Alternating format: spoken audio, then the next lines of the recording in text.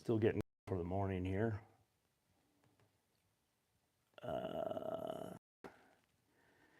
Am I live?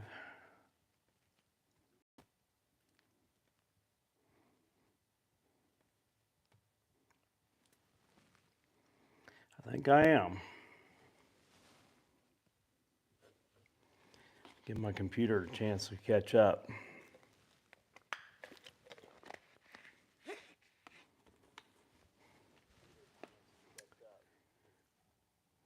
Well, there we are. I am live.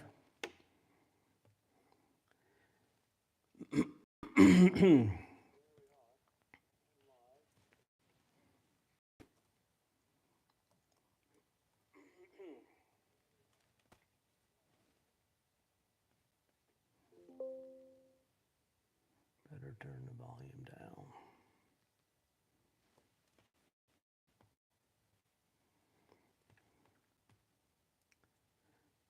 Give a moment or two here for somebody to join me.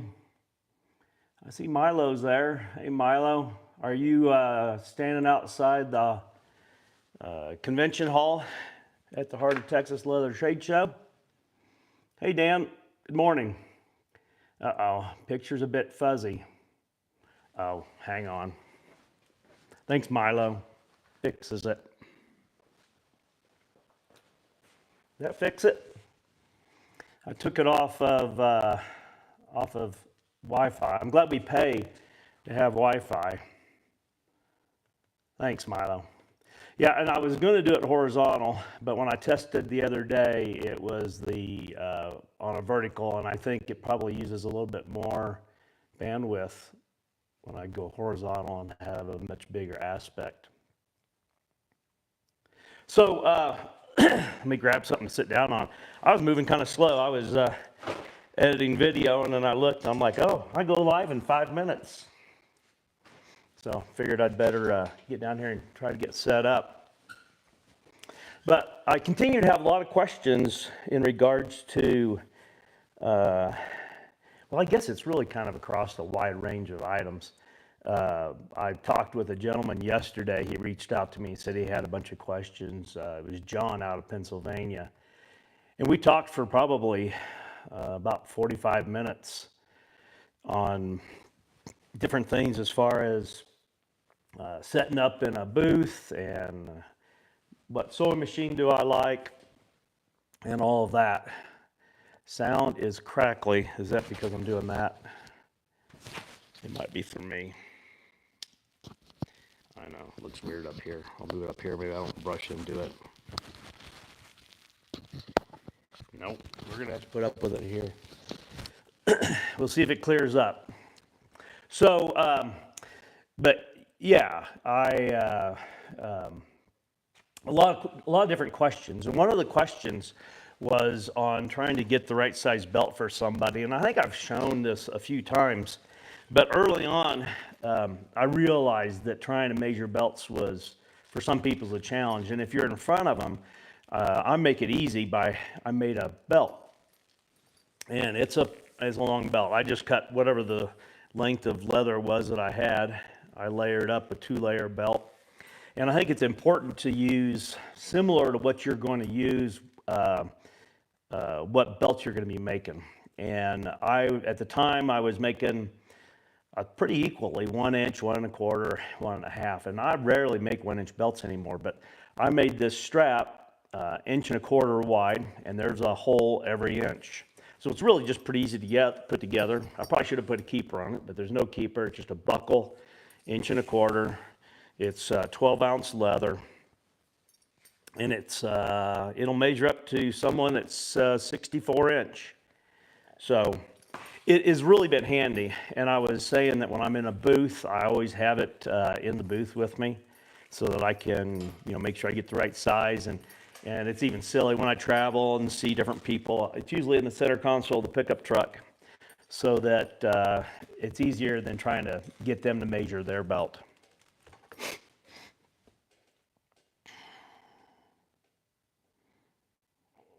Did the sound clear up some, guys, or is it still scratchy? I don't know how else to change that. Spur of the Moment Outdoor says, do you make gunslings? I have made one gunsling. I see someone saying hi from Spain. But I have an order for one this fall. The lady, it's the same lady that I've made 2 cartridge belts for. You guys have seen the videos on those. It is scratchy. Hang on a second. You're gonna get can't get crooked here for a second. Let me hook the sound back up.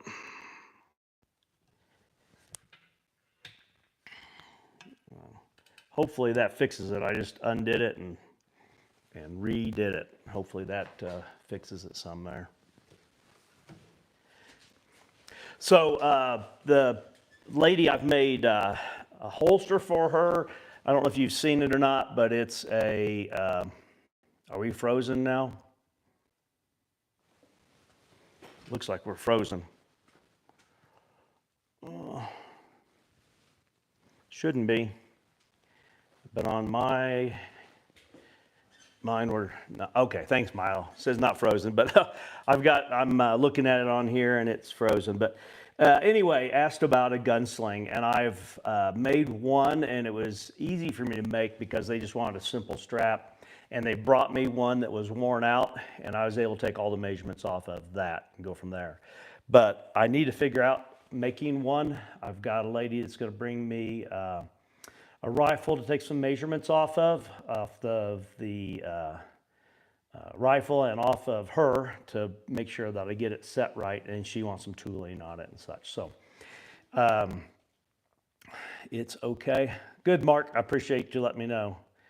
I got a knot from Sherry.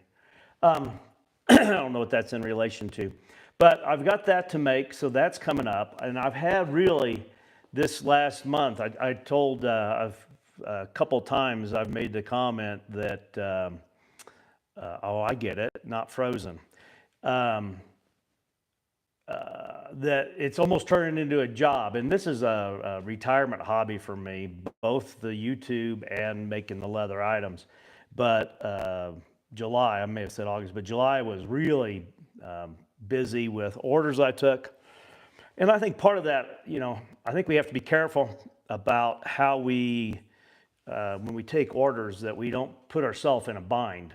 And Don Gonzalez was the first person that really put that in perspective, because he talks about, you get near Christmas, and he has a book that he actually, he knows about how much time, and he actually puts it in the book, and he knows then how many days he has left open to work on things, which makes a lot of sense to do it that way. And I just take orders on my order form, and then I put them in here. And these are, not every one of these is an order. I've got like 5 or 6 in here that are measurements of people that I've taken belts that are like, they were iffy. And I'm like, well, let's just get a measurement before you leave the booth, so that if you reach out to me, that's the biggest variable when you're taking an order for a belt, is that. But where I was going with it is I just got so much stuff going there, and I usually, it's probably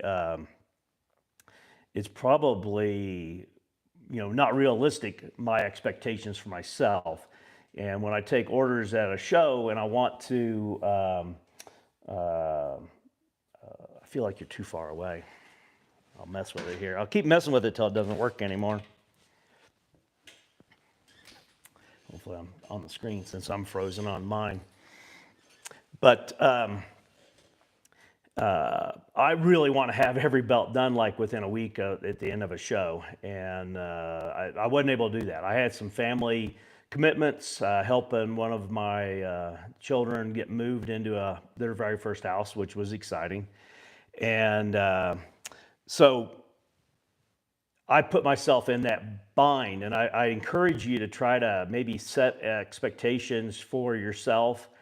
And a lot of times I have customers up here that have traveled in this area in Colorado for vacation.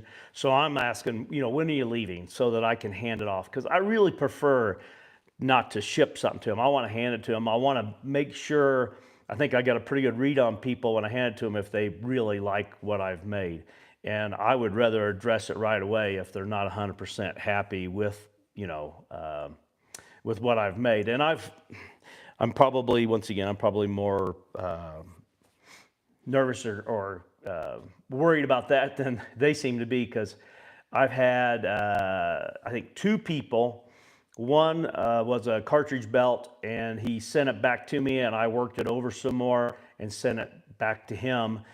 He wanted it easier to remove the cartridges, and I'm always leery to make that too loose, because as the leather in there, it's going to be on the flesh side, the rough side of the leather. As that slicks down, it's going to get easier to remove that. And last thing I want to do is have someone, bending over and having cartridges fall out on the ground. That wouldn't be good either.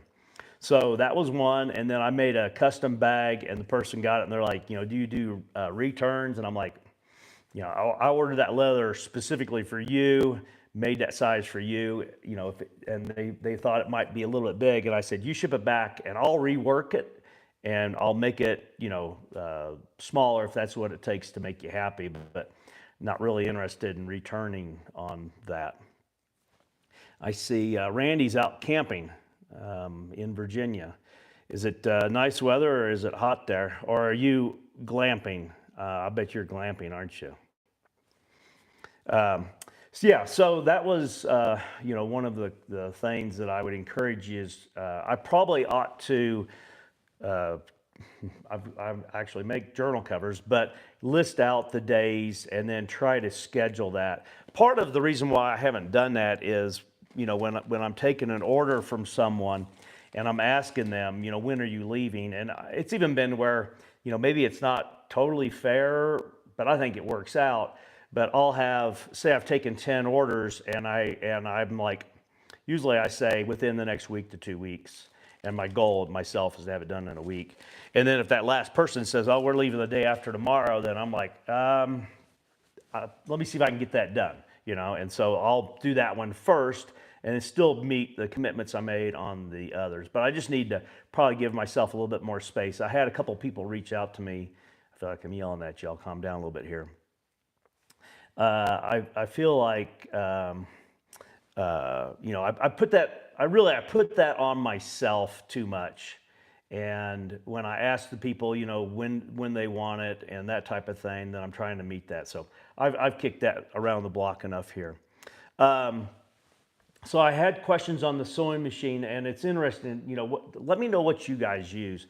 And I talked really quite a bit at length with the gentleman yesterday, talking about selling the item. I won't spend a whole lot of time on it because I've covered that, but I can't emphasize enough how getting the item in the person's hand. If you're taking custom orders, I still think you have to have things that you've made that you're showing so that they can see and feel the difference. And I could sew a belt on a sewing machine. I know how to do it. I've sewn guitar straps and dog collars, but I refuse to do that because I want to be able to say I've never sewn a belt on the sewing machine. But I'm almost tempted to, so that I can see the difference myself and show the difference. And I know there's some people out there that have really great skills, and really it's not that big of a challenge to sew on the sewing machine. And when you get around to your other stitches, to slow down and line up your stitches and finish off, back in the same stitching holes, which would be the first place I would look to see if it's machine sewn, would be in that area. But for me, it's more about the strength of it. And I've said over and over again, I don't know, maybe I'd even just quit making belts if I couldn't do it, and if I couldn't hand stitch anymore, because I really enjoy that part of it. Randy's in his 41-foot RV and 56 overnight. We've had cool temperatures here. Here in Colorado, I feel for a lot of the country because, if we leave the window too open in the bedroom, you're up in the middle of the night to close it, because here in the middle of summer, it's not unusual to have upper 40s, but you're probably in the 50s most nights up here. Retired Hyde Leathercraft, 26, and love it. Yeah, I do like it. I think it's a good sewing machine. It fits the range. I've had a couple people say you should have a class 4. And I've said before, the fact that I move my shop, if you don't know, we're snowbirds, and I move my shop, twice a year back and forth. And I may have more equipment, so maybe it's a good thing that I don't that we are snowbirds because it limits what I can purchase a little bit because it needs to go in the trailer that I have. And I could buy another trailer, yeah, I'm sure. But it sews down into the thinner weights that I've used in some wallets and such, especially when I'm making up an element that goes into the wallet. You know, the wallet itself, a lot of times you're still back up in the, 6, 8 ounce range, but you may be sewing two pieces of 1 ounce leather, and like 1 ounce, like by the time I skive it, fold it back on itself and sew an edge, sometimes I'm at 1 ounce or less than two. And the 26 hasn't given me any problems. And maybe it's not a perfect stitch. Maybe someone that sews a lot on a sewing machine would tell me that my knot isn't, completely buried between the two layers, which would be hard to do. The one thing about the Cobra 26, if I think about going into sewing belts, the thread that I use is the Tiger. It's a .08. I do use some .06, and I've got some bigger stuff there as well. Crackly again. I don't know what to do about that, babe. Yeah. All right. I don't know if it's when I'm moving around. Let me take this off here, set it over here, and see if I'm I might be scruffing around on that.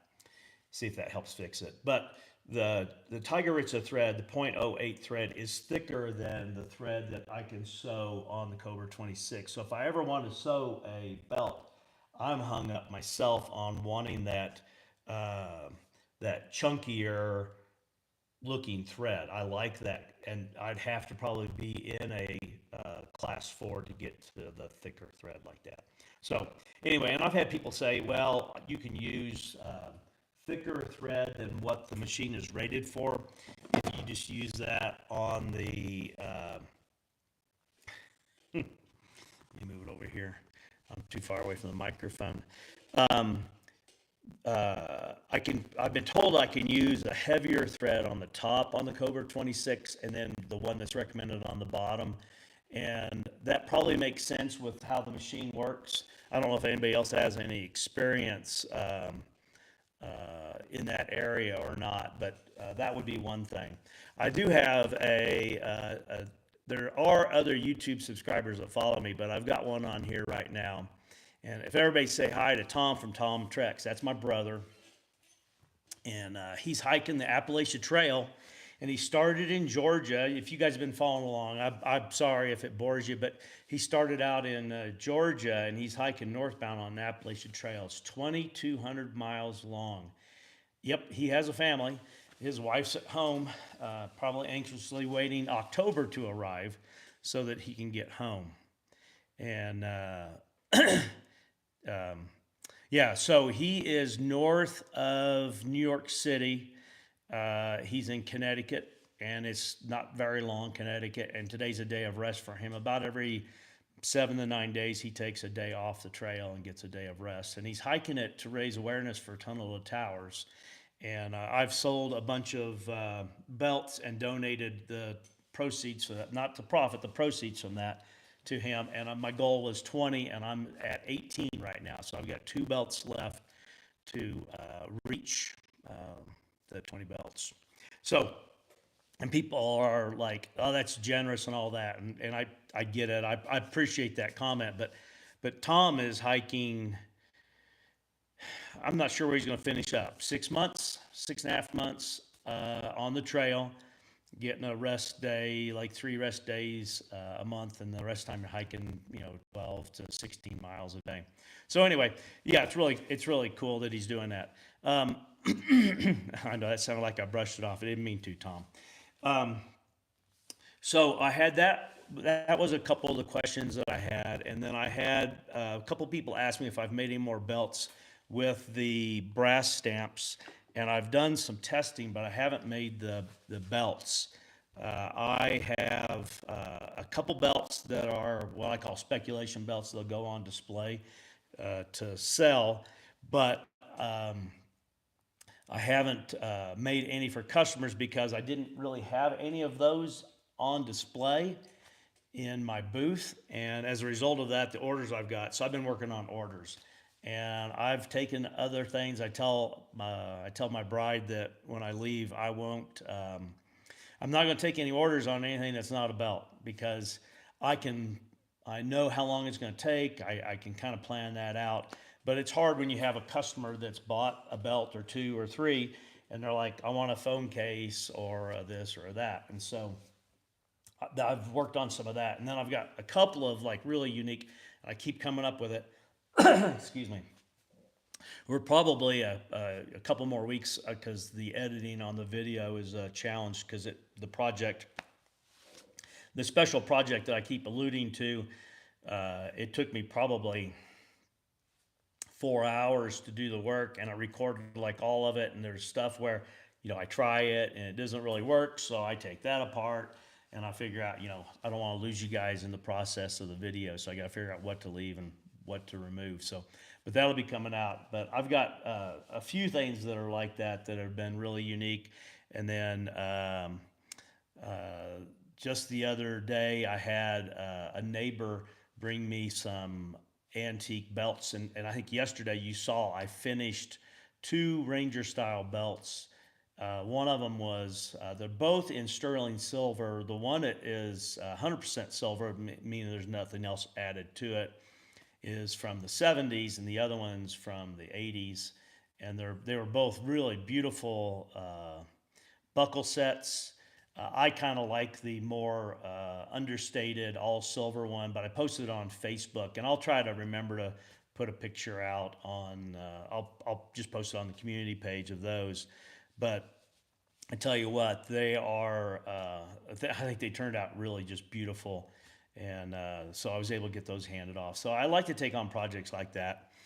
And my bride's asking me to show the chair. I'll have to see if I can hold it up here for you to see it. But it's another thing. I have a hard time saying no, especially when there's a backstory to what's going on there, and they, uh, even if they're not a customer, but this one was a customer. Like, can you fix this? So hang on a second, I'll grab it here.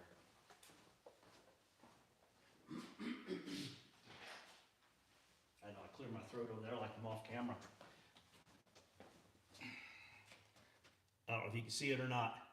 The lady sent me pictures of the leather covering on the chair and said that it needed new leather on it, and asked if I could put that on there. And I'm like looking at it and, underestimating the amount of time. I know I was away from the speaker, so or the microphone, you probably couldn't hear me very well. But she asked me about replacing the leather, and I'm like, oh, I can probably peel that off of there and in 20, 30 minutes, and cut a piece of leather and put it on there in, another 40 minutes and be done with it. But I know it's not going to work out that way.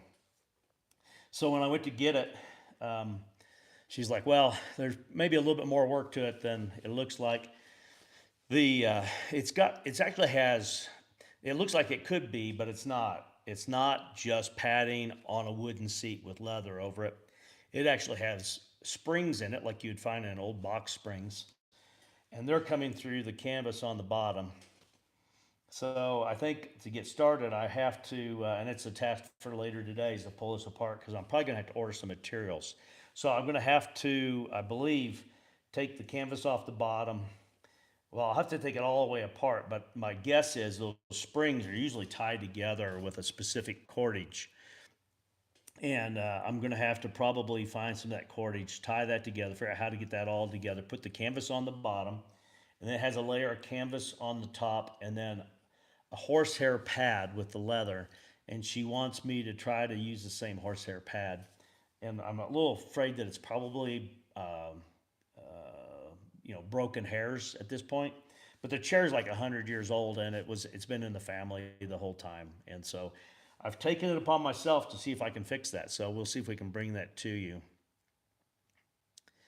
And Milo, you're going again. Milo was at the Heart of Texas Leather Trade Show in Waco, Texas yesterday, and I think he's headed back there again today. And it seemed like I saw someone else said that they were headed to Waco. Souls and things. Do you do shoes? I wonder if that's why it says souls and things. Aaron's won't. Oh, come on. Change that to an A. Aaron and Aaron Heiser would love to have you there. But yeah, I would like to. I'd like to go to that show, and I don't. there's a really good reason to go to the Heart of Texas Leather Trade Show, but if he's an hour and a half away, he already has the benefit. There's a lot of really good uh, leather shops to shop at there in that part of Texas, and that's a reason to travel to that area and then to visit the areas. There's one up in Arlington, Texas called Frog Jelly. I don't know if Milo's heard of Frog Jelly or not. But that one, I've wanted to go by and see what kind of leather they have on hand. I've purchased from them a couple times online. And are you talking about this one here, this stitching pony? Carl, the biker guy? That one there is, if that's what you're asking about, that's a Dream Factory stitching pony. I think it comes out of China. And I purchased that through Rocky Mountain Leather Supply.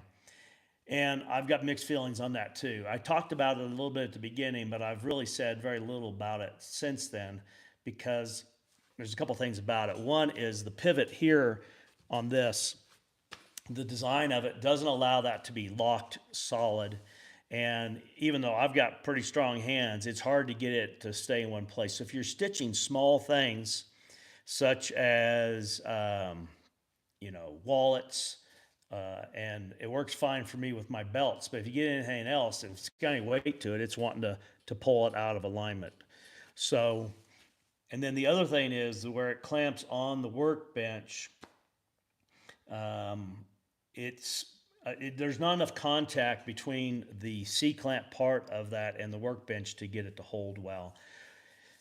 And then you end up over tightening. The first one I bought, I ended up cracking the wood part of the C clamp when I was trying to get it tightened up because it was moving on me. And they sent me. I asked them if I could get that part to replace it because I do like I like using it. A lot of times, and I've said a couple times, I don't know if anybody out there's got one or not, but if you've got a recommendation for a benchtop stitching pony like that, I'd like to hear it because I would like to find one that I'm in love with. I like this one a lot. I'm not in love with it, but what I ended up doing on this one this time is I turned it over and I took a board about this long and I put screws through the bottom of it into that C clamp, and then I screwed that board down to the bench top. Well, that's not an option for a lot of people because the idea of this is if you're working on the kitchen counter or something, you can use it a little bit and then go put it away. Anyway, they sold me the second one for $40. They said it was a refab or a returned item, and the other one I think I paid $150 for it. So it wasn't. It was far from free, but it was far from good. No, I appreciate. I tell you what, if some I've said before, I've hurt people's feelings. I'm like, don't ask me to tell you the truth on something. Don't ask me to tell you if you're not going to like the answer. So, and then let's talk about this as well. You've been using this for a while. Talk about something. I purchased this spring in Prescott, Arizona, and there's things I absolutely love about this. I call it a strap cutter. It's technically a draw knife in this configuration. What I like about it is on the wooden one, when you go to set it, and you're looking here on the back, it's hard to get accurate from one to the next, one time to the next. Like if you adjust it and then you come back and do that again, because it's not really very precise. It's precise enough, I think, for most people. If you have a wooden strap cutter and it's working good for you, then I would say stick with it. Excuse me. The thing about this one here, did my other bottle of water. The thing about this one here is it's very precise. You have very clear marks on here, and it sits clearly. The other thing about it is the blade on it. It's a snap-off blade. It's the larger snap-off blade, and you can find it at every single hardware store. And you break off two pieces and you put it in there, and when you're done, you throw it away. And the other one, I mean, it's not all about cost. It's also about convenience. But that one's a little bit of a pain to take the blade in and out. And I end up probably using it longer than I should because of that. But the one thing that you have to be careful about this is that if you are working your way along the side of the leather, it seemed like I never really thought much about it when I'm pulling that down through there. And maybe because of the way that it's rounded here and you're pulling it, you don't tip it much. But on this one, if you pull down and then you're kind of like shifting and reorganizing yourself, and then you pull again, you can get a little bit of a waver. It appears to be in the width, but most of it's just in the angle of the cut. So you're here, and then maybe you end up tipped a little bit, and then you straighten it up again, which since I always cut with the good side up, it's always been something that I'm able to correct by sanding it or such. But if you're able to work off of the tabletop, I used to crawl around on the floor with that. I don't think crawling around on the floor would work with this because there's just too much scooting around and moving, and you'd end up driving yourself crazy. But I do like about how precise it is. I've said it before at, an inch and a half, and you can see you're exactly on an inch and a half on here. And then go cut something else, come back, set an inch and a half, cut two straps, put them together, and it's the same. So I do like those things about the strap cutter. At this point, if someone says, "I'll take it off your hands and give you what you paid for it," I wouldn't give it up because I do like using it. Um, so give me something else you want to talk about here as well, because I end up going back to the thing that I keep getting more and more questions about is my experience at the booth, my experience about marketing what I'm selling, and I want to make sure you understand that I've been selling belts now. I think this is my fourth summer selling belts face to face to people in like an artist show. In the first year, I sold, I think, between two sales, 10 belts.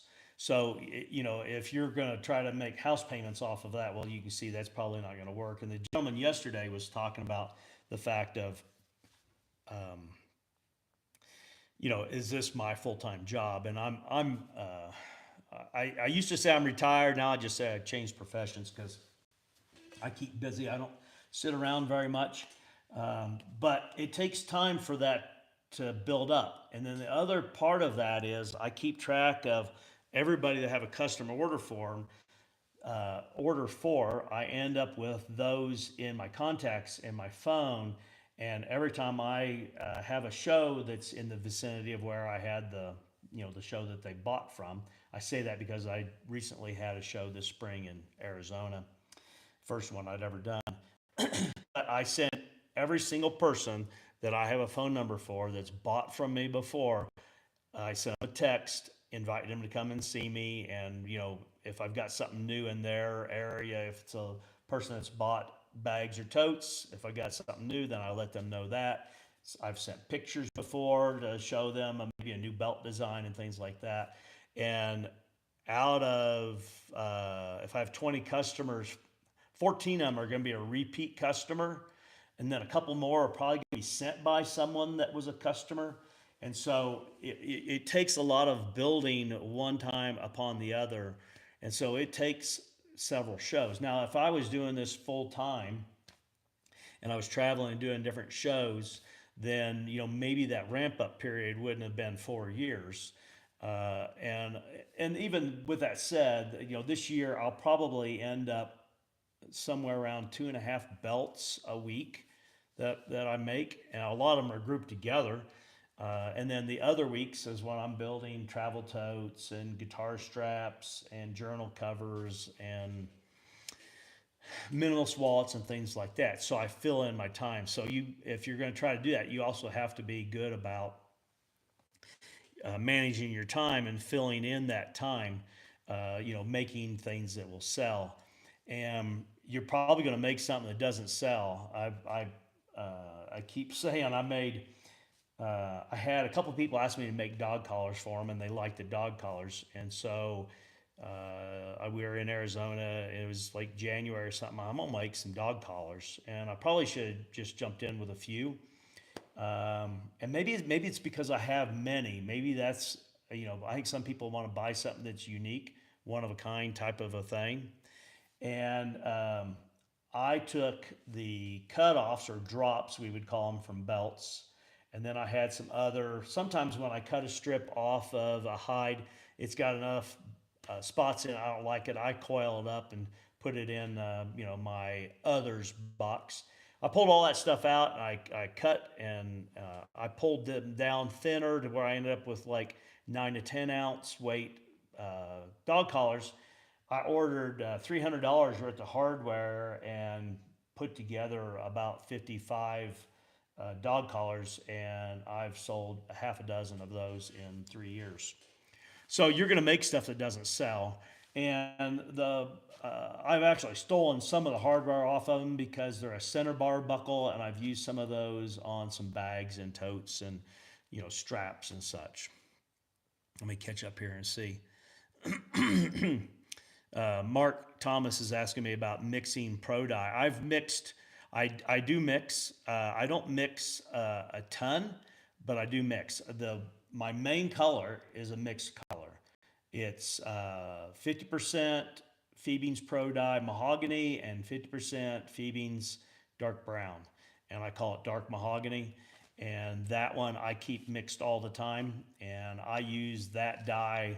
It's funny, it goes in waves. This summer I did a lot of the golden brown, but I've done the most popular color, say for the last 12 months, has been that color that I mixed the two together. I haven't really mixed any other colors. Well, I take that back. I had a lady, her son, the university color is like burnt orange, and I ended up mixing some of the saddle tan with the brown, trying to get a little bit more of an orange undertone, and it worked. They liked the belt. Milo's talking about the chisels. That's been my thing. I've been my stitching chisels. I don't know why.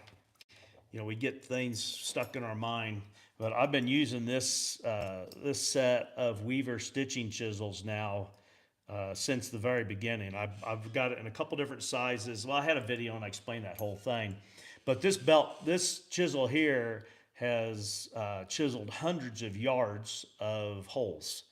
And I paid like $23 for the set at the time I got them with a discount. And I like, I think they work pretty well, but I feel like I want to try some that are more refined, maybe a little easier to remove. I find it's easy for me to remove.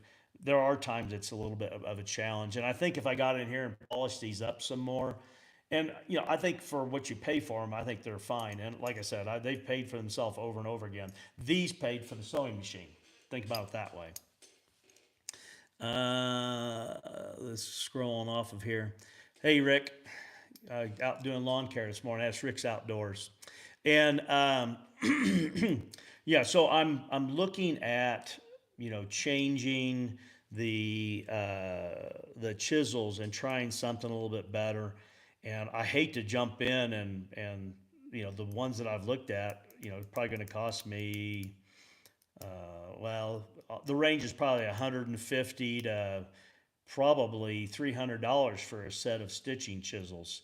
And I've got expensive tools here on the bench that I've bought. I've bought some of it because I just love Sean Woodson's knives. They work well, but they're just easy to hold in the hand. They cut well, and I know it sounds silly, but I just enjoy using the tool.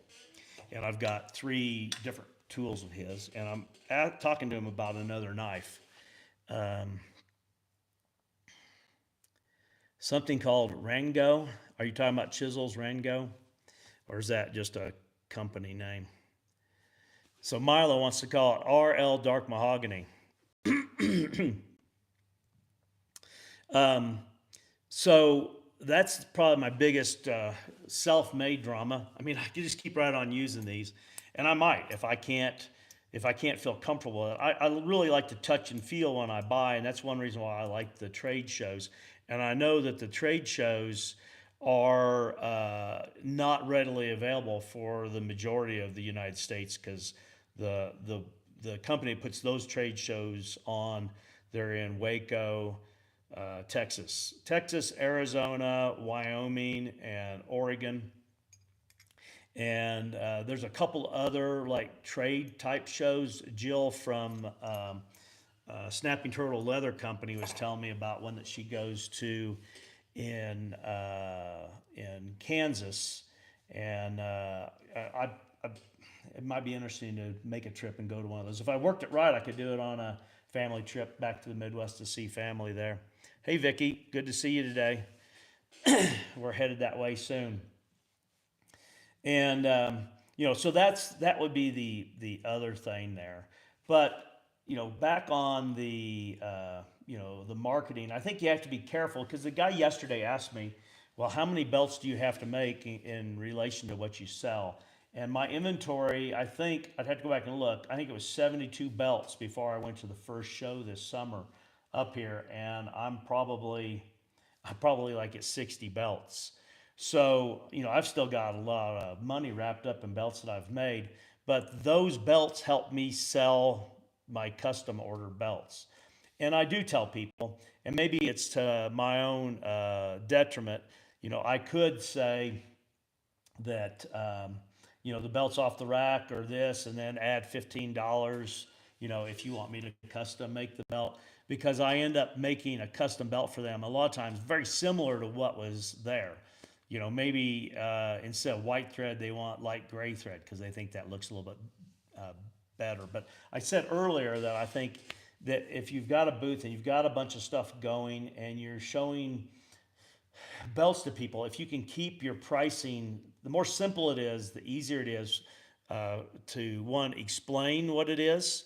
But the other one is, hey, Robert Gibbs, is to make it easier on them. And what I mean by that is if I've got two custom belts here and I'm like, myself knowing it, this one takes me an hour longer to make than that one. Well, you should probably sell this one for more.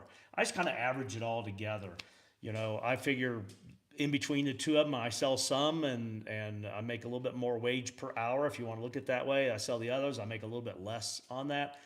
But instead of them, they're already having a hard time deciding between these two belts. And now if I throw a price in there, I don't know, maybe that makes it easier for them to decide, well, I'm not going to spend that much. But I think that if you keep it simpler, and I've said that about when I first started, I had a price for, say, a 38-inch, 1-inch wide belt, a 38-inch, 1 1/4, and a 38-inch, 1 1/2 wide belt. Well, the 1 1/2 wide belt is going to use half again as much leather as the 1-inch belt. But it just becomes that much bigger of a challenge for people on it. So I have one price. I make a belt that I call the classic, which is like here. It's got stitching down two sides of it, and it's got its own price. And then I've got a price for my custom belts. I have priced. There's like a couple belts I made that's the classic, and it has like 4 conchos on it. And I tell them that's a classic, but the conchos are this much more for the conchos. But I'm really like one price point for that, and then I've got the work belt, which has 0 stitching in it. I buy that leather from American Leather Direct. It's a color fast leather, and it's worked really well for me. The customers like it, and you can get it thick. I usually get it in like it depends a little bit on the color and the inventory, but between a 10 and a 13 ounce hide. I cut the strips. I do my edge work on it. Obviously to add a buckle and the adjustment holes, and it's done. I put a little bit of a bead crease on the edges so that it doesn't look that plain, and the people like it. And it's a belt that I can compete with the big box stores really with that belt. Look here. Hey Patrick, how's it going? Oh yeah, I keep forgetting that you got friends up here. Uh, Ignacio, we're actually going to Ignacio later today. There's a winery down there that we like to go to occasionally, and they have music, and it's a free event to go to, buy a glass of wine and sit and listen to some music in the evening down there. But that was the show that I went to in May. In May, their season for their free music is like the middle of May. I can't remember if it's Labor Day or the middle of September, but it's in that range. And on the first one, they had some different artists come in, and they allowed me to come down and show my stuff there. And I had a really good experience there. And the thing that one of the things I was talking with John yesterday on the phone about was that I really think you've got to pick the right venue to go to. And a venue that has thousands of people may sound like the right venue, but for me, that's not the right venue, because I want to talk to the people and make a connection with them. The more people there are walking by, no one, I'm not gonna say no one. It's easy to walk by. It's like when you walk into a store and you're ignored by the staff. It's easy to walk out without feeling bad about it. But when if they say, sir, I'll be with you in just a minute here, let me finish here.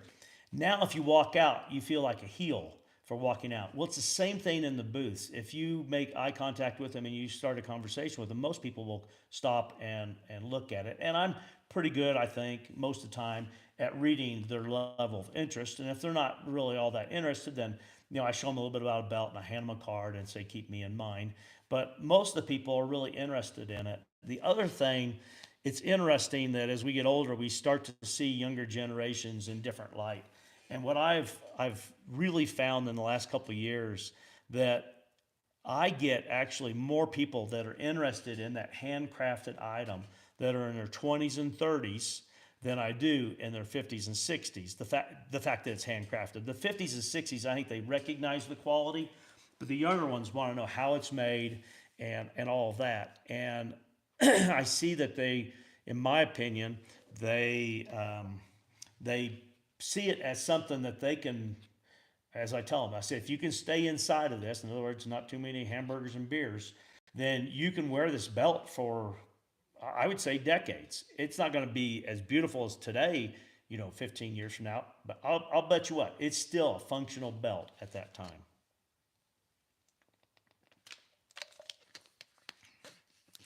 Customer service is key, Milo says. Yeah, I grew up in the retail world, and the one place I worked for 30 years, I have a hard time going in there anymore because the level of service has dropped. And I don't know, people are like, well, no one wants to work that hard, no one wants to be that diligent. I'll probably ruffle some feathers. It's a top-down problem. If you expect those, if that's the conditions to work there, then those people will do that. And when you're in a store and people are rude to you, I bet the manager's rude to you too. And so if they are polite and they expect their employees to be polite, I think that for the most part you'll have polite employees. But we've gotten to where, I'm getting way off topic here, but I think we've gotten to where we accept the lower quality. And at this point you go in and you're like, I don't even want to talk to them. I just get what I want and get out of there. So yeah, that's there. And I had someone ask me about, what's new. And I'm really thinking about, my travel tote is really a nice bag, and it is well received. But I've gotten enough feedback on a few things that I think I may somewhat redesign it. I'll probably keep making that travel tote. Let me grab one here real quick. Sorry to go off screen.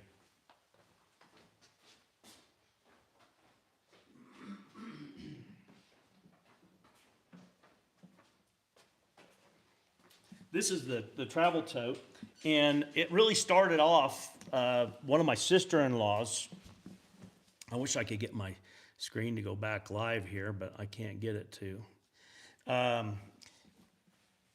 One of my sister-in-laws, I was making belts for brothers and brother-in-laws. Well, then you can't skip sister-in-laws, and then trying to figure out what that person would want. And she's a quilter and a travel lady, and so I made her a travel tote like this. And she was worried about it being too heavy, and I made it 3 different ways. And HR manager uses one of them when we travel, and then I have another sister-in-law ended up with the other one.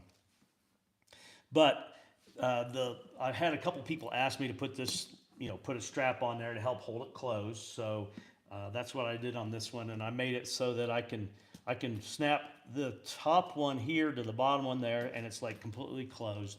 And then there's variations of adjustment up to having say a 3-inch gap at the top.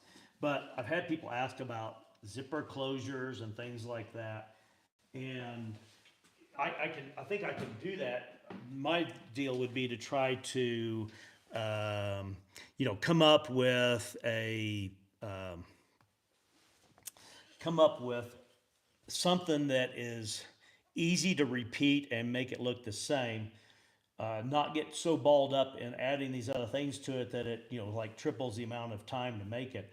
I've got what I call a weekender bag that I made for myself. It's got 40 hours worth of work in it. And there are people out there, I think, that would give you the money for something that took 40 hours, but it's a pretty small slice of people, and it's probably hard to find, that group of people. So I want to try to find something that's got maybe a little bit more features on it. So I'll probably fiddle in with that some over the winter time there. And then on belt designs, I really do like the stamps that I got from, Texas Leather Tools. And so I want to work some designs into that. I don't know if you saw the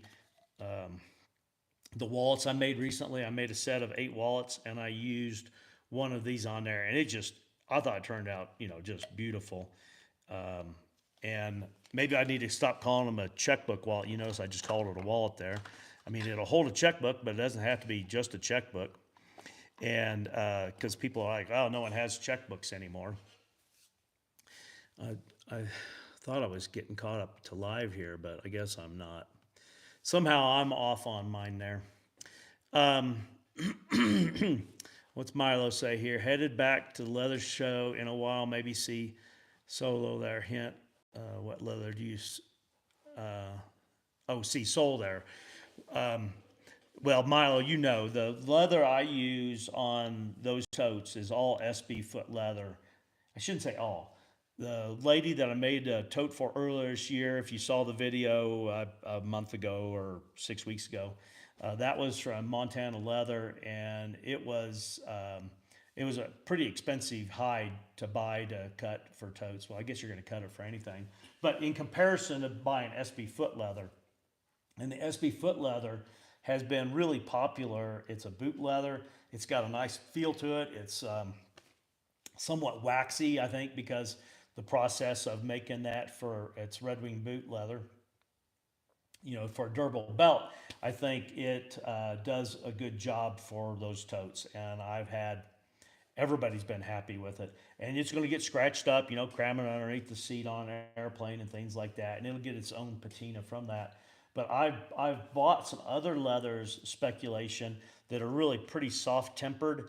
And so I'm thinking about making more of, I don't know what the ladies would call it, like a sling type of a bag, something that's soft.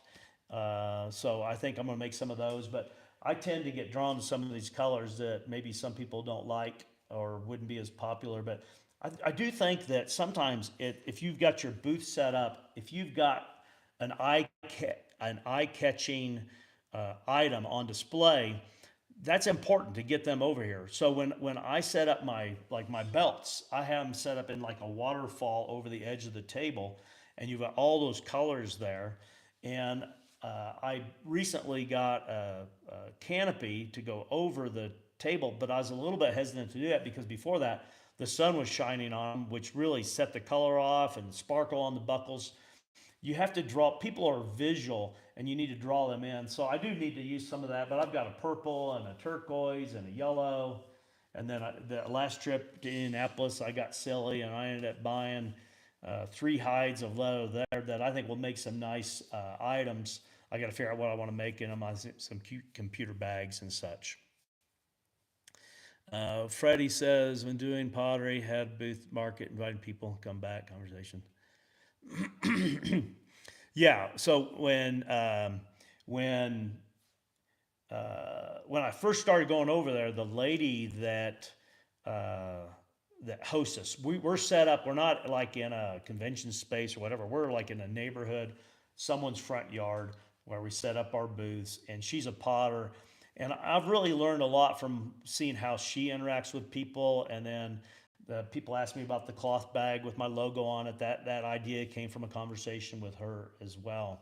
So, but I think having something that's flashy. So I really need to make one of those weekend bags, 40 hours, take a whole week this winter and make one of those bags, put it on display. I can put that price on it, right? If you, I'll ask Milo, but when you went through Don Gonzalez's booth, he's there showing to leather people, but he's got things priced there, I can't remember. He had like a belt there and it said $400 on it, a tool belt. And there are probably people that'll do that. But it's probably not everybody that will buy that. But there's nothing wrong with having something on display. I guess it comes back to when you have a wow item like that on display, it shows what you can make. And then maybe you end up with a commission piece. Because I guess really when you think about it, when people order it, it's really a commission belt for that person. And I think that if you want to sell, you need to stand out. And I had someone kind of call me out on that because I've got belts, I say, that compete with a department store. Well, part of it is I can say this belt, it's $75 and, it'll last you for many years. It's not going to fall apart. It's all leather. There's no paper in it. And so, but then when they're in the booth, then they get looking at other things or they buy that belt, which has happened. They buy that inexpensive belt and they come back the next year and buy a custom belt.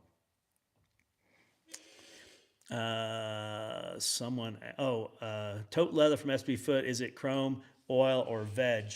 I believe that it's an oil tan. I don't know if they do some as I see at times where people talk about that they do a little bit of a chrome tan and then they move over to an oil tan, but I think most of it's an oil tan. And some of it's got like a pebble texture, which is the most popular one. So if you're at the leather trade show and you see that SB Foot leather and it's got a nice pebbled and it's a golden color, that's the most popular color. I've made 15 bags out of that same color leather. And when people touch it and feel it, they just love it. Jim, you still use a checkbook. I'm with you on that. I have Mir asked, and I wish you could tell me, but I'm not sure how to pronounce your last name. But Mir Def. Sorry, I'll just leave it at that. Have you ever made a padded shoulder strap? I've made shoulder straps and I've made a pad that you like move into position. I've made that, but I've not made a padded shoulder strap. And I have interest in making that. And then I know back to the dog collars that I don't sell any of, but I've seen some of those that are like padded. Or the other thing that I want to play with a little bit is a belt where it's thicker in the middle and then thinner on the edges. So it has that like padded look to it. And I want it to be all leather. So the only way I can think to do that is that I would have then a narrower strap of leather that's got rounded edges on the top, and then I would glue that in between the two layers so that you end up with that padded look. To me, it looks like it has a potential being frustrating because if that varies a little bit through there, I'm not going to be happy with it. It'll end up cut up and in the trash can probably. Mr. Axe, I can help you making thumbnails and editing your videos. Yeah, I can appreciate that. I probably could improve on my thumbnails. The problem is, Mr. Axe, most of the time, a lot of times, especially in the summertime, that video is uploaded about an hour before you saw it. I mean, I'm down to the last minute and I'm making the thumbnail. I've been making thumbnails like 15, I know it looks like it, 15 minutes before the video comes out, working on the text description or the title of it 4 or 5 minutes before it. In the wintertime, I'm better about it, but I don't work far enough ahead, I think, to work with most of it. But my next comment, you would say, well, this is the reason why you need me. But right now in my phone, I've got video. I need to be better about how I organize it in there, but I've got video for probably 8 different projects over the last 3 weeks. and I'll be recording more video today. Here in the near future, we're gonna take a little vacation. So I'm trying to work in extra videos so that you guys still have your Wednesday and Saturday video between while we're on vacation. Yeah, as someone asked, Sherry said she likes today's thumbnail photo. That was just kind of a fun photo I took. There's a place in Arizona near where we live, and they sell all this antique stuff. They say a lot of it comes out of France and Belgium, and they have just really unusual things. I mean, they've got, and so that big wooden screw that comes out of I think a screw press, and I don't remember how big around it was. I don't know, like this. And I used one time, and it was a big wrench. And so anyway, they end up with all kinds of things. And I took some photos when I was there at one point. Patrick, you're headed for the guild meeting. One of these times I'll have to find out when your meetings are, and I'll come down there. Maybe we can figure it out with a trip to do something else. Jim, Don Gonzalez does. Don Gonzalez, I'm not going to tell him that he's doing anything wrong. He does fabulous work. He uses blue tape on the inside of his belt. And here's my hang up on that. And I'll let you guys think about it. And Patrick, one more thing here really quick before you go. If you use that blue tape on that belt, and it helps control the stretch, which is really important, because especially if it's got a lot of pattern, a little pattern, a lot of pattern, that belt is going to be wide, narrow, wide down through there, the back of that leather. Don says he leaves that. To me, what's the point? I'm sorry, probably because I'm blocking this. When you go and glue that together, you're going to be gluing or contact adhesive to the blue tape. I don't think that's going to be as strong. I did say it was hard to get apart, but I'm hung up on the fact of how easy that is to pull apart. And the poster board is more concerning even yet to me, because you put, at least I do, you get sweaty, the belt picks up moisture, that poster board between the two layers of leather, it's going to pick up moisture, especially at like adjustment holes on the thing. And then that's going to come apart. Maybe I need to see a long-term test on that. Maybe I need to try that. But the other thing is that when I'm selling, I'm showing it's all leather, and I'm just hung up. I can't put poster board between the two layers. I have used the clear packing tape, and I've peeled that off, but that can be a booger to get off as well. So anyway, that's where I'm at with it. And maybe that's the reason why John yesterday from Pennsylvania, I talked to, he's like, you don't do floral tooling on belts. And I'm like, no. And that's one of my hangups is the whole backing it. I guess what I could do is I can peel the packing tape off. It just isn't any fun to do. And then the other thing I could do is I could give myself a wider margin on the edges for my stitch line, and that gives you more room to correct any width stretch of that leather. But I know Don does it, and I think Don does a great job. I have a hard time feeling good about putting poster board between those layers. And I would have that conversation with Don, and maybe he would make me feel better about it. But I think that's wrong. And so when I create these patterns that I have here, he would have a problem with the way I do it. I layer up both layers, and I tool that design on there after it's layered up. And you can get a little bit of a stretch this way, but I found after, really not much rolling it like that, that goes away. The one thing you do see, and you probably can't see it very well on here because that's on the flesh side, but you can see that pattern. So on the back of that belt, you'll see some design showing through where you tooled that on there. But I guess we all have to, when we make things, we have to make it the way we think is right. and then more importantly, what you're comfortable with selling to your clients. And I'm comfortable with the way that I do that.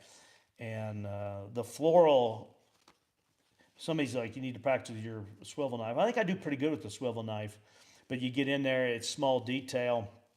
I guess the other thing is if I do a floral tool belt, that's the whole length of that, I think it could be pretty easy. I suppose you could get quicker at it, but I think it'd be pretty easy to spend 5 hours on tooling that belt. I don't know. I've got a couple of belt guys here that do tool belts, but I haven't seen any comments from them today. So they may not be on there, but maybe I'd get quicker at it. But maybe inside of my head, I need to get past that too, that people won't, give me the money that's needed, because instead of being, I don't know, $170, I think I'd need to be there in that $400 range that Don Gonzalez is at.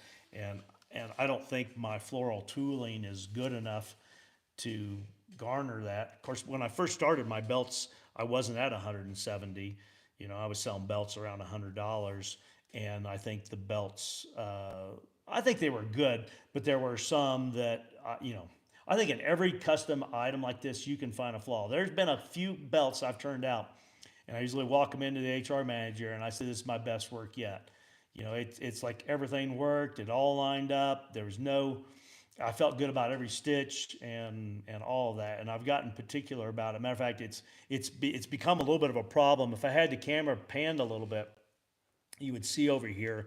I was talking through Facebook Messenger with Milo the other day, but the last 5 custom belts I had to get created that was ordered from the show, or maybe a call after the show, I made 9 belts to get those 5. There's 4 hanging over here that something happened.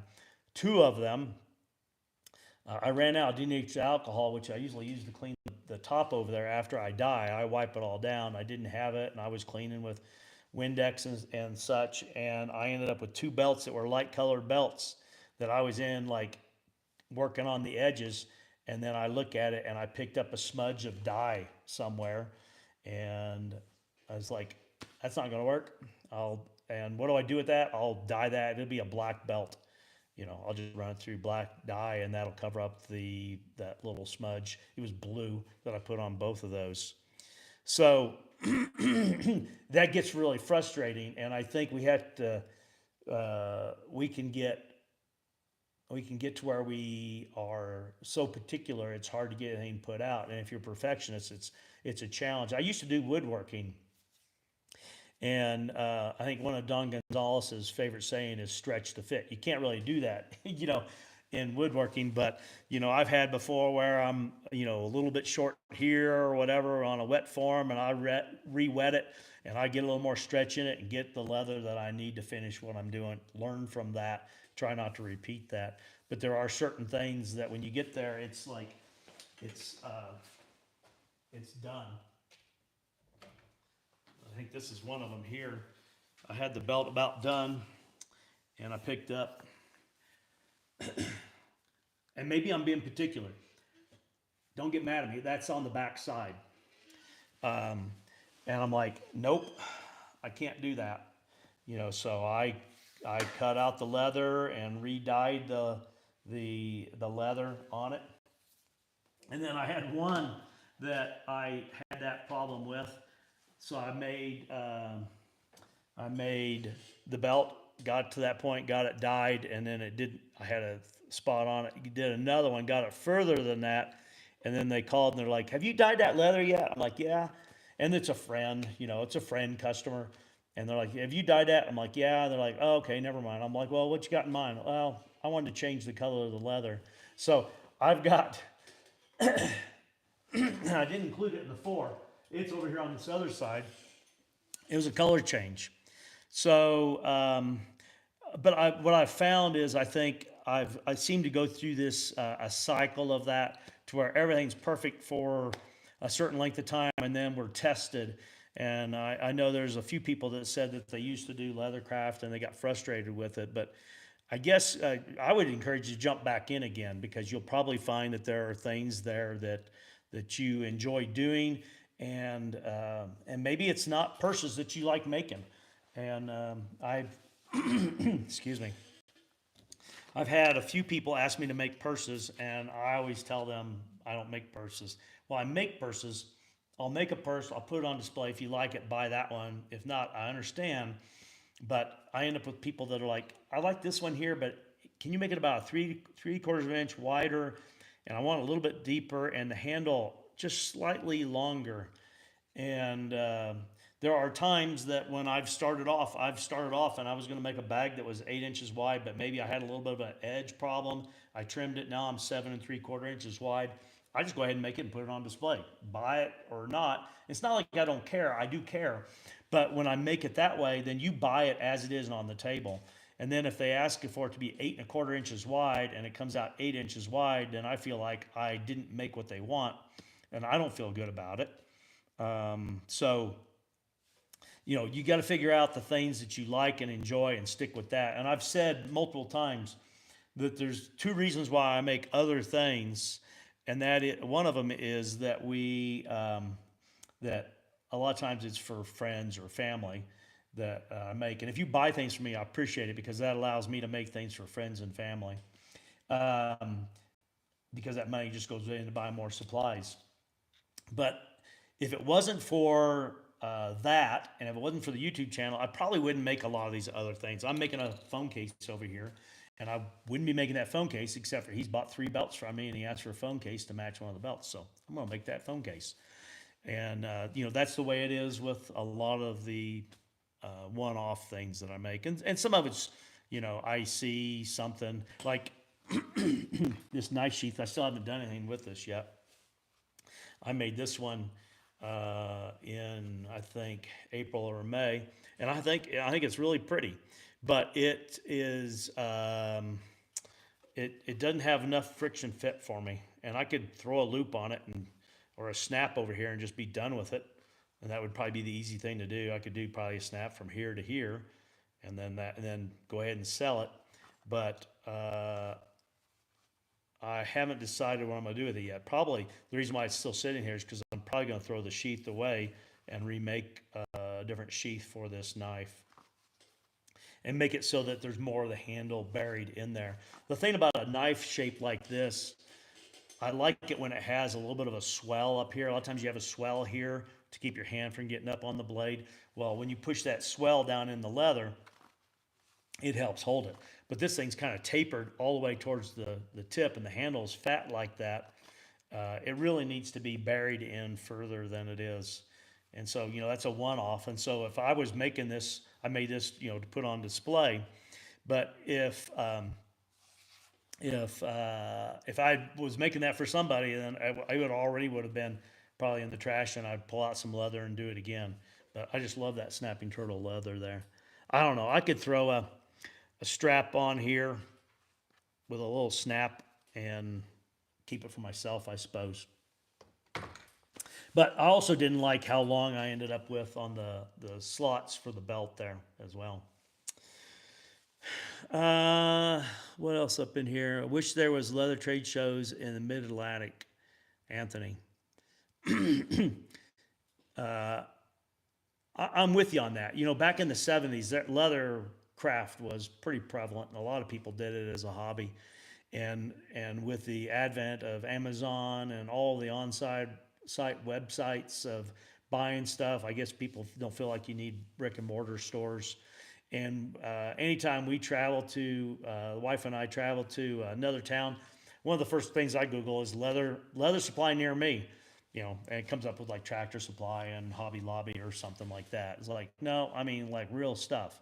And it's hard to find it. Last summer, 14 months ago, we were in London for a vacation, and I found one there, and we actually went and saw them, and it was a fun. There's a video on it. It was a fun little visit there to see that as well.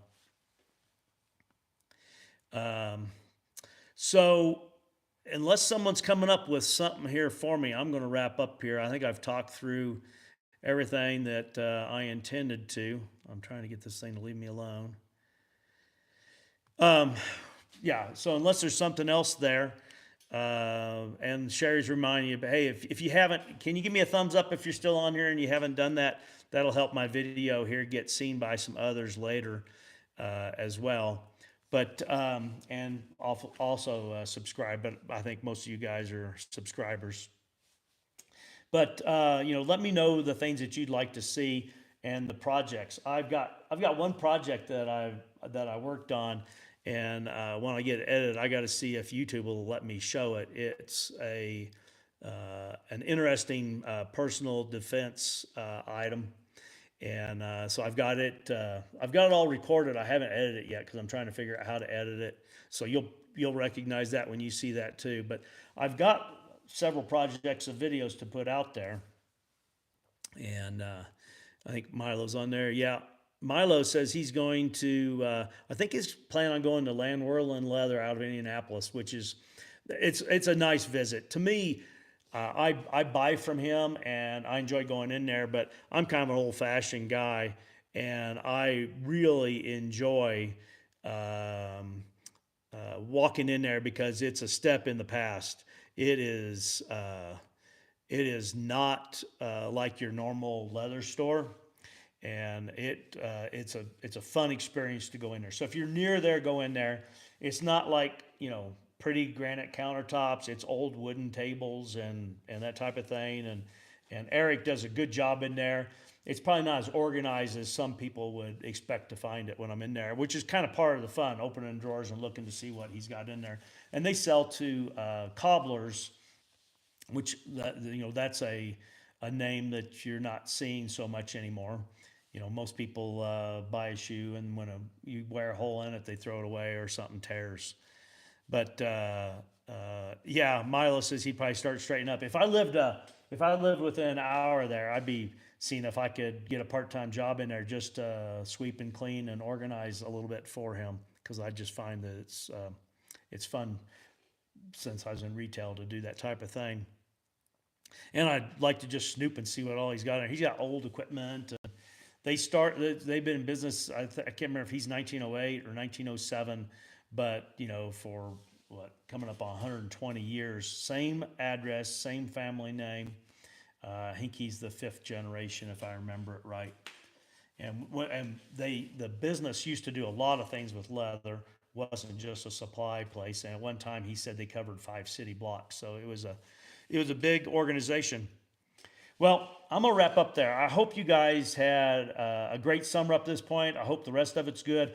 I think for most people, they think there's about 3 more weeks of summer left. We get to Labor Day and summer is over, and most of the kiddos are probably headed back to school.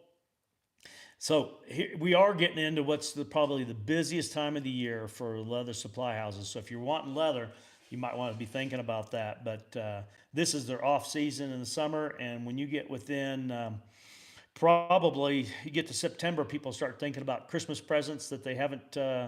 They need to get made, and those places start to get busy, and their supplies kind of go with it there. And then I do get people ask me about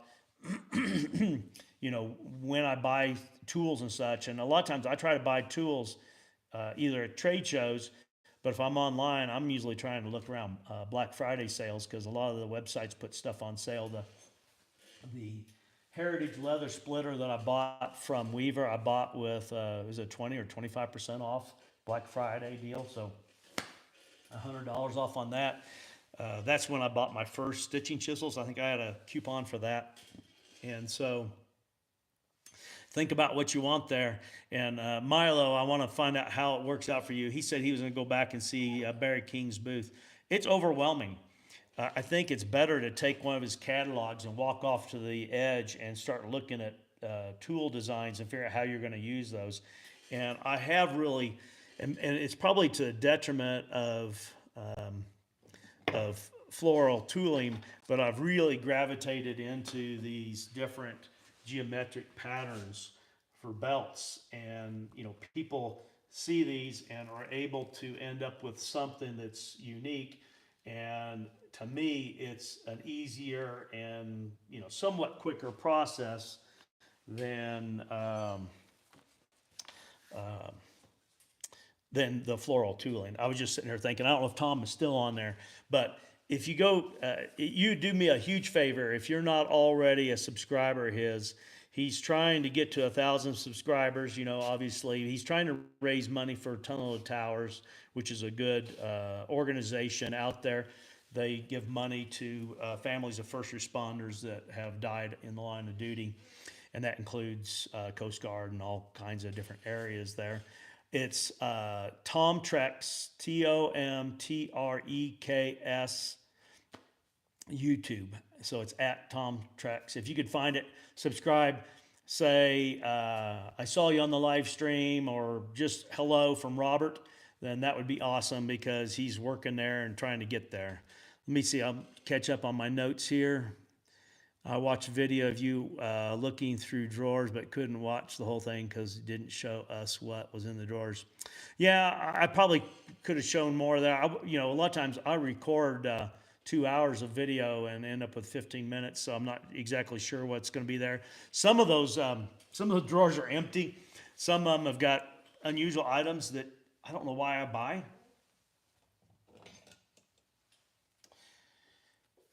I haven't used it to try to cut post rivets. I'm not sure if it's strong enough to do it. These are a specific tool for a specific use, and he had like 15 of them in there, and he goes, I can't believe I sold one of those. He goes, they don't sell anymore. These are used when they use tacks to hold the soles on shoes, which they don't do anymore. They're all glued on, then sewn on. Use tacks in there. You reach down inside the shoe to clip it off, those tacks, before you then mash them over, peen them over, and put a liner in. And that's what that pair of side cutters is for. So, you know, he's got drawers of eyelets for shoes. He's got drawers of eyelets with the little hook on it, so you can either go through the eye or the hook. And he's got one room in the back, and it's a room that's like 12 by 15 with 15-foot ceilings. Yeah, 15-foot ceilings, and shelves go to the top. It's full of shoelaces, every color, width, length you can think of. He's got the shoelaces. So if you're ever looking for that, Sherry put it in there. Tom at Tom Trex. Oh no, it's KS, not X. Tom Trex.